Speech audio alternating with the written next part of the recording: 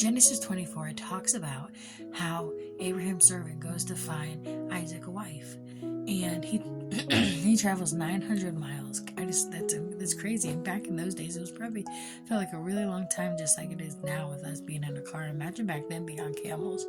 But so he goes there and he meets Rebecca at the well when she comes up and gets water, and he tells her that he is there to bring her to her new husband.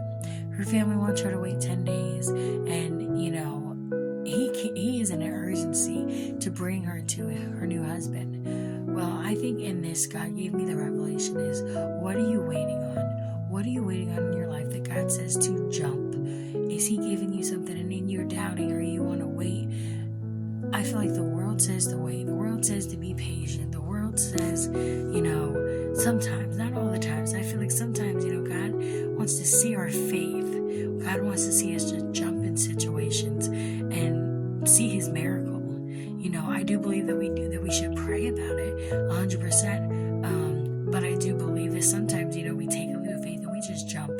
Testimony time, me and my husband met and we got married within a month, and everyone thought we were crazy because we just got married so quick. We are now 2.5 years later, still married, and our marriage is a testimony of God, and we just jumped into it.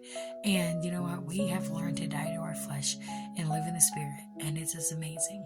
So this is my testimony. Imagine how many others and thousands, if not millions, of testimonies that people just jump, pray, and expect God to move in that.